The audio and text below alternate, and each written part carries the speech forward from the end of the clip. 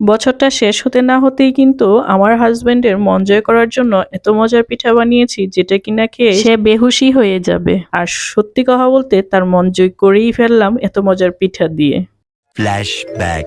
Hello everyone, আসসালামু আলাইকুম। আশা করি সবাই ভালো আছেন। আলহামদুলিল্লাহ, আমিও আপনাদের দোয়ায় ভালো আছি। সত্যি কথা বলতে আমার হাজবেন্ডের মন জোগাতে আমি কিন্তু তার বেহুশ হওয়ার জন্য মজার এক পিঠা বানিয়েছিলাম। সেই পিঠাটাই আপনাদের সাথে আজকে শেয়ার করব। প্রথমে কিন্তু আমি শুকনা চালের গুঁড়ো এবং ময়দা দিয়ে দিলাম। তার মধ্যে কিন্তু আমি ফ্রিজে রাখা পাকা তালটা দিয়ে দিলাম। যতটুকু ছিল আর যতটুকু দরকার লাগবে ততটুকুই আমি দিয়েছি। তার মধ্যে কিন্তু আমি চিনিটাও অ্যাড করে দিলাম। ও সরি, আপনাদেরকে তো বলতে ভুলেই গিয়েছিলাম, আমি কিন্তু ফ্রিজ থেকে মিনিমাম 6 থেকে 7 ঘন্টা আগে তালটা বের করে রেখে দিয়েছিলাম যাতে নরমাল হয়ে যায়। সাথে কিন্তু টেস্ট অনুযায়ী লবণটাও দিয়ে দিলাম। তার মধ্যে অল্প অল্প পানি দিয়ে আমি একদম ভালোভাবে চটকিয়ে নিব। অনেক বেশি চটকাতে হবে, প্রায় 10 থেকে 15 মিনিট। যত বেশি চটকানো হবে তত বেশি কিন্তু পিঠাটা সফট হবে। পিঠার ব্যাটারটা আমাকে অনেক বেশি সাবধানে করতে হবে। যদি বেশি ভারী হয়ে যায় তবে কিন্তু পিঠাটা সুন্দরভাবে ফুলবে না, আর যদি বেশি পাতলা হয়ে যায় তাহলে কিন্তু পিঠাটা সুন্দরভাবে হবে না। তাই তো আমি অল্প অল্প পানি দিয়ে পিঠার ব্যাটারটা তৈরি করছি।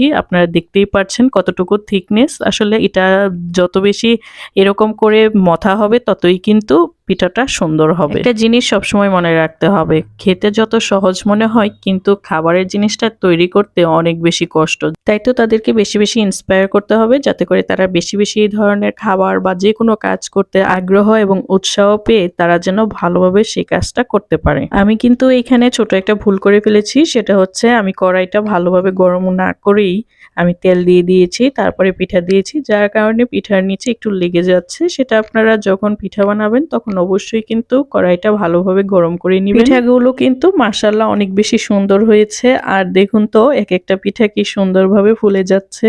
আগের দিনে দাদিরা বলতো যখন এই ধরনের পিঠা বানানো হবে তখন যাতে রান্নাঘরের আশেপাশে উকিঝুঁকি না দেওয়া হয়। উকিঝুঁকি দিলে তখন কিন্তু পিঠাগুলো সুন্দরভাবে ফুলে ওঠে না। আসলে এখন আর এগুলা কুসংস্কার বলে মনে করে, এগুলা কেউ মানে না, মানতে রাজি নয়। যাই হোক, আমার পিঠাগুলো আপনাদের কেমন লেগেছে অবশ্যই কিন্তু কমেন্টে জানাবেন। ফুলকো তালের তেলের পিঠা, যেটা আমাদের এদিকে তেলের পিঠাই বলে, আর অন্যান্য দিকে অনেক নামই হয়তো বা এটা পরিচিত, কিন্তু আমার কাছে এই পিঠাটা অসাধারণ লেগেছে। মনে হয়েছিল এটা আসলে পিঠাটা হবেই না। মাশাআল্লাহ, পিঠাটা অনেক বেশি সুন্দর হয়েছে। এমন মজার পিঠা খাওয়ার পর কারো মন জয় হবে না সেটা তো আর হতে পারে না। যাই হোক, আপনারা সবাই ভালো থাকবেন। কথা হবে নেক্সট কোনো ভিডিওতে। সেই পর্যন্ত সবাই ভালো থাকবেন। আল্লাহ হাফেজ।